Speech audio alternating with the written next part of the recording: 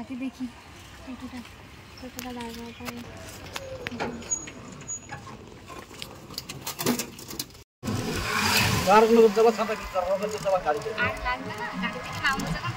বাড়ি থেকে ব্লগটা স্টার্ট করতেই ভুলে গেছিলাম। তো welcome back to my channel Aryan Rumpa. তো সবাই কেমন আছো? আশা করি সবাই ভালো আছো, সুস্থ আছো।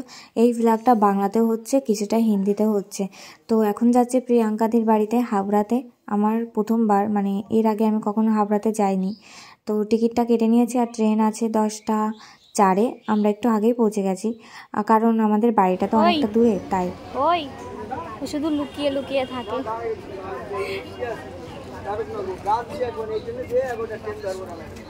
তো এখন যাচ্ছি হাবড়াতে আমরা দুজন, ট্রেনের মধ্যে আছি। আর আমার সানগ্লাসটা কেমন লাগছে তোমরা প্লিজ জানিও, আমার কিন্তু একদমই পছন্দ হয়নি। তো চলে এসেছি রানাঘাটে দেখো ছায়া দেখে আমি কোথায় গিয়ে দাঁড়াচ্ছি। বাট আমাকে তো দাঁড়ালে হবে না, 4 নম্বরের ট্রেন দাঁড়িয়ে আছে, বনগাঁ ট্রেন। তো ওই ট্রেনটাতে আমাকে উঠতে হবে। আর আমার বাড়ি এতটাই দূরে যে আমাকে 3টে ট্রেন চেঞ্জ করে তারপর হাবড়াতে যেতে হবে। তো ওভারব্রিজের উপরে উঠে খুব সুন্দর লাগছিল, বাইরের দিকে তাকালে বেশ ঠান্ডা ঠান্ডা হাওয়া আসছিল এই গরমের মধ্যে, খুব ভালো লাগছিল। তো তো রানাঘাটে এই ট্রেনটা দাঁড়িয়ে থাকে 4 নম্বরে, আর ছাড়ার সময় হচ্ছে 11:20 ছাড়ে এই ট্রেনটা রানাঘাট থেকে বনগাঁতে যাওয়ার জন্য। তো ট্রেনটা ফাঁকা আছে, আমরা একটু আগে মানে এখন বাজে 11টা।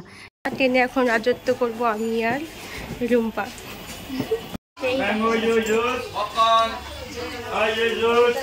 সেই লাগলো।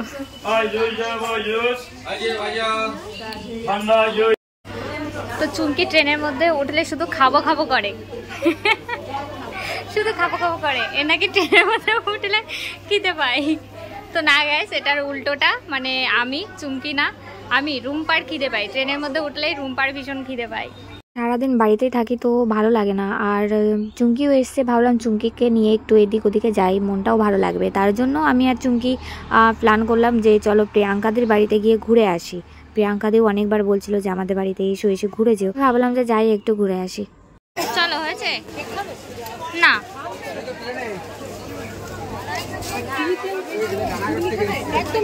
না না, এখন আছি বনগাঁতে, আর বনগাঁ থেকে ট্রেনটাও পেয়ে গেছি হাবড়াতে যাওয়ার জন্য।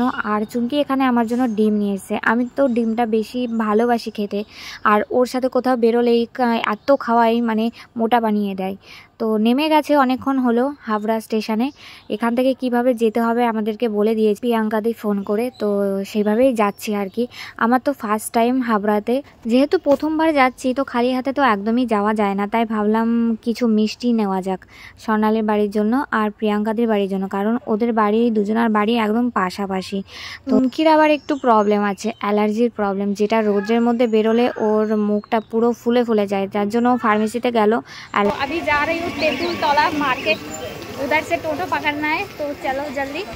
প্রথম দিকে তো রাস্তাটা খুঁজেই পাচ্ছিলাম না, বাপরে বাবা এত ভেতরে থাকে প্রিয়াঙ্কাদি। তারপর ফোন করে বারবার আমাকে বলে দিচ্ছিল যে এভাবে এসো ওভাবে এসো।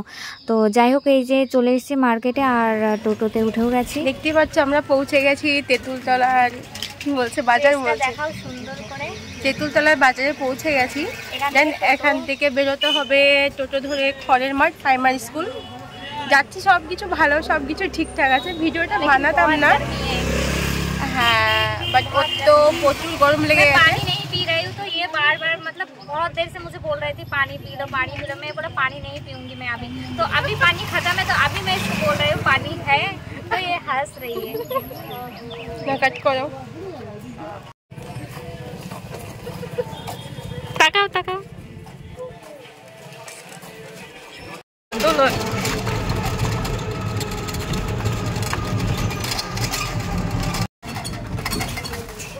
মিষ্টিগুলো পড়ে যাচ্ছিল। তো গাইস অনেকটা ভেতরে হাবড়া থেকে, হাবড়া স্টেশন থেকে অনেকটা ভেতরে স্বর্ণালী আর প্রিয়াঙ্কাদের বাড়ি। তো চলো যাচ্ছি, ওখানে গিয়ে পৌঁছে তারপরে তোমাদের আবার জানাচ্ছি। আমরা যাচ্ছি খড়ের মাঠ, কি বললো প্রাইমারি স্কুল, খড়ের মাঠ প্রাইমারি স্কুল। বাপরে বাপ অনেকটা দূরে।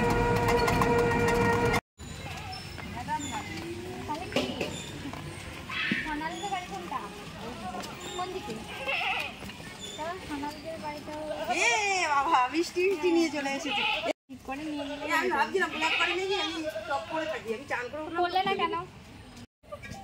এতটা গরমের মধ্যে এসেছিলাম যে ভীষণ হাঁপিয়ে গেছিলাম, যার জন্য আগে এসেই ফ্রেশ হয়ে গেছি, তারপর তোমাদের সামনে আসলাম, ক্যামেরার সামনে আসলাম আর কি। তো সোনালের বাড়িটা পাশেই ও এসছে দেখা করতে, কারণ দুজনের বাড়িতেই এসছে আর কি। তো পেছনে আছে আমার পাশে, মানে বসে আছে প্রিয়াঙ্কাদির মেয়ে, খুব সুন্দর কিউট দেখতে, দারুণ কিউট। মনেই হয় না যে এটা প্রিয়াঙ্কাদির মেয়ে, মনে হয় যেন দুটো বোন। আমাকে আর রিয়াকেও কেউ বলে না যে রিয়া আমার মেয়ে, সবাই বলে যে রিয়া আমার বোন। আসলে কি বলতো, এতটাই অল্প বয়সে বিয়ে দিয়েছে যে অল্প বয়সে বাচ্চা নেওয়ার পরে মানে এখন বয়সটা সেম সেম হয়ে যাচ্ছে। তো অনেকে বলো যে হ্যাঁ বাচ্চা আছে, এত বড় মেয়ে আছে, বাট আমি এমনভাবে কেন ভিডিও করি, অনেকেই বলো যে অনেক বয়স হয়ে গেছে তোমার। অ্যাকচুয়ালি না, আসলে আমাদের দোষ না, দোষটা হচ্ছে কারই বা দেবো। অল্প বয়সে বিয়ে হয়ে গেছে, অল্প বয়সে বাচ্চা হয়ে গেছে, তার মানে এই না যে আমাদের বয়স হয়ে গেছে। এখন একটু বেরোচ্ছি, প্রিয়াঙ্কাদি পাশেই নিয়ে যাচ্ছে আমাদেরকে ঘুরতে, সেখানে গিয়ে কিছু রিলস ভিডিও বানাবো। আর বৃষ্টি হয়েছে প্রচুর, দেখো কাদা কাদা হয়ে গেছে রাস্তাটা। হ্যালো গাইস, দেখতেই পাচ্ছ এসছি আমরা ইনার বাড়ি, এর বাড়ি দেখতেই পাচ্ছ, ইনার বাড়ি দেখো, এর বাড়ি, ইনার না, ইনার ইনার। তো যাই হোক, तो मेरा हिंदी ब्लॉग चल रही है, बंगाली सॉरी मेरे को हिंदी थोड़ा थोड़ा आती है, ज़्यादा नहीं आती है। तो हम लोग घूमने आए हैं, मेरा भी थोड़ा थोड़ा आती है। हाँ रूम्पा मेरे साथ है देखो, और मेरे एक दोस्त भी है। হ্যাঁ বাইকও চালাচ্ছে, আমি তো অ্যাপাচি চালাই, আমার ভিডিও আছে একটা দিব দেখি। আর আমি কিন্তু গাড়ি চালানো শিখেছি বাইকে। আমি তাই দাও আওয়াজ, দাও আওয়াজ না দিয়ে ব্যাকের থেকে এরকম নিচ্ছ, আওয়াজ দিয়েই যাই, গ্রামের মধ্যে দেখাই যাচ্ছে, আমি আওয়াজ দিই। তাও স্বর্ণালী আসলো না, শুট করবে না? তার জন্য একটা শুট আছে এক জায়গায়, সেখানে যেতে। একে যাস না ভয় লাগছে, এই যাস না, নড়িস না।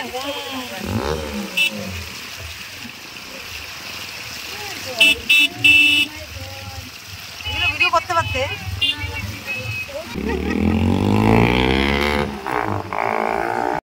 এখানে প্রচুর জল হয়ে গেছে, ভাবছিলাম হেঁটে হেঁটে যাব, আমরা গাড়ি থেকে নেমে গেলাম, কারণ এখানে ভীষণ স্লিপ কাটছে ওই পাশটায়, মানে যাওয়া যাচ্ছে না। তো আগে প্রিয়াঙ্কা চলে গেছে, ওই দেখো সামনে তোমরা দেখতে পাচ্ছ, ওখানে গিয়ে আটকে গেছে, আর যেতে পারছে না, কারণ প্রচুর স্লিপ কাটছে। তো সবাই বলছে যে যাওয়া যাচ্ছে না, যাওয়া যাবে না, গাড়ি নিয়ে যাওয়া যাবে না। তো তারপর এখান থেকে আবার ব্যাক করেছি, ব্যাক করে আবার অন্য একটা রাস্তা দিয়ে আমাদেরকে যেতে হবে। তো আমি একটু মজা করছি জলের মধ্যে, ভীষণ ভালো লাগছে, ছোটোবেলার কথা মনে পড়ে যাচ্ছে। আমাদের ওইদিকেও বৃষ্টি হলে না, আমাদের বাড়ির পাশে একটা পুকুর পাড় আছে, সেখানে ঠিক এরকম জল হয়ে যায়। তারপরে এই যে ওখান থেকে ঘুরে আরেকটা রাস্তা দিয়ে নিয়ে যাচ্ছে, বাট নিয়ে যাবে, ও প্রিয়াঙ্কা নিয়ে যাবে, বলছে জায়গাটা ভীষণ সুন্দর, ওই জায়গাটায় শ্যুট করো, খুব ভালো লাগবে। তো এই যে চলেও এসেছে সামনে, বাট আমার খুব একটা ভালো লাগলো না জায়গাটা। আর এত পাবলিক, এখানে কি আছে জানি না, প্রচুর পাবলিক, আর এত আওয়াজ, এত লোকজন, একদম ভালো লাগে না। মানে প্রচুর লোকজনের মধ্যে আমার একদমই ভালো লাগে না।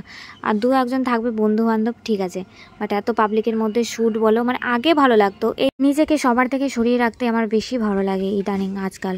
তো যাদের আমি চিনি জানি তাদের সাথে ঘুরতে খুব ভালো লাগে, তাছাড়া না। তো আজকের মতো শ্যুট কমপ্লিট হয়ে গেছে প্রিয়াঙ্কাদির বাড়িতে। তো এখান থেকে আমরা এখন বেরোবো, রাত্রি হয়ে গেছে বাইরে। তো যাব গোপালনগর রাজদার বাড়িতে। তো রাজদার একটা ফ্রেন্ডকেও পাঠিয়ে দিয়েছে আমাদেরকে নিয়ে যাওয়ার জন্য।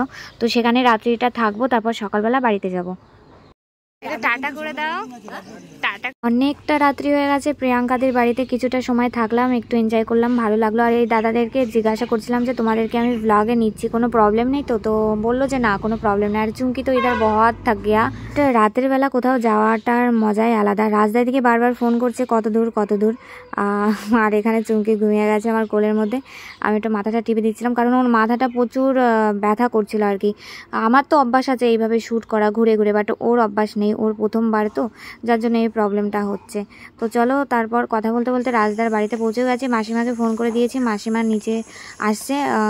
তো আজকের ব্লগটা এ পর্যন্তই। কেমন লাগলো তোমরা প্লিজ কমেন্ট করে জানিও, ভালো লাগলে লাইক কমেন্ট শেয়ার করে দিও। টাটা।